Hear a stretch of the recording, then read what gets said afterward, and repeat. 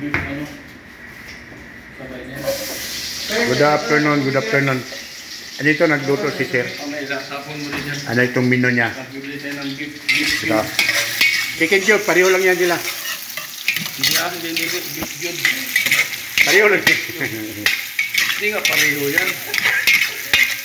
So, sira tuloy yung ano mo. Sira tuloy yung vlog mo. Huwag mong kontrahin yung Ayan. yung menu ko. Sira yung lamat. Oh, menu doon niya ito ha. Talaga yung lamat. Yung lamas niya. Ito talaga. Na!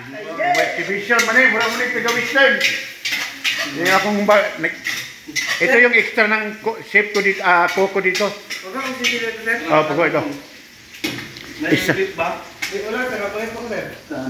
Ito yung extra. Siya mo daw na magluto ngayon, sabi niya. Dalawa. Paminta na mga itim. Sabihan mo. Itim daw na paminta. Ayan, mikos na. Nilagay na yung ano, yung labat, ano, ng beef. Pero mayroong mga ano din, mga pata ng beef.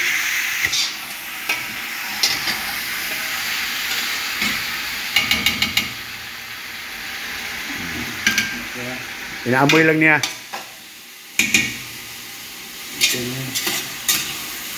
Malambot naman dito mo. Dito yung mga panghalo mamaya. Ito yung ano ko, pinakaulam namin mamaya, native chicken. Pero ito, mga additional lang ito. Ito pa.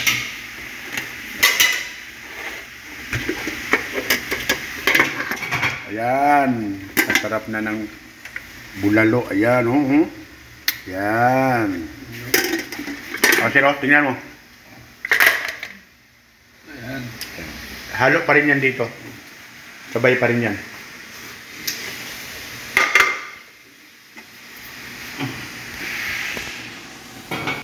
Okay, simmer 5 minutes daw.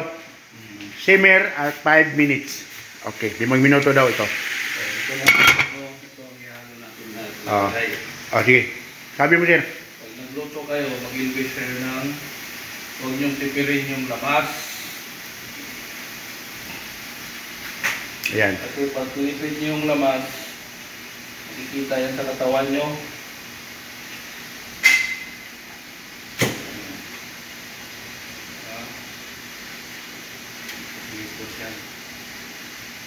Tirahan mo ko, Sir, kunti, Sir, ha? Sa native chicken ko. Ayan. Oo, okay. Ito lang. Oo. Ito lang. Okay na lang. Na. Yan. May native chicken pa kung itinula. Lagyan papaya, malunggay. Yan.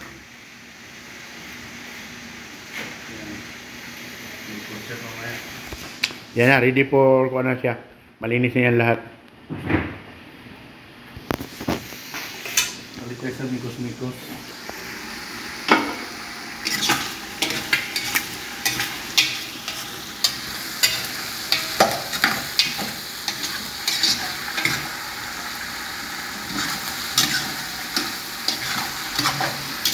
Special yung ano ha.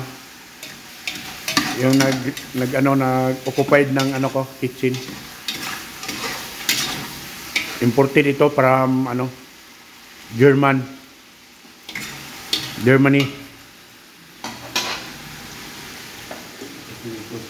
Yan na, lagyan na ng tubig. Add water.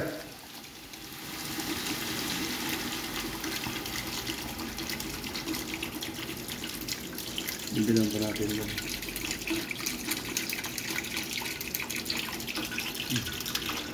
Pause mo ba?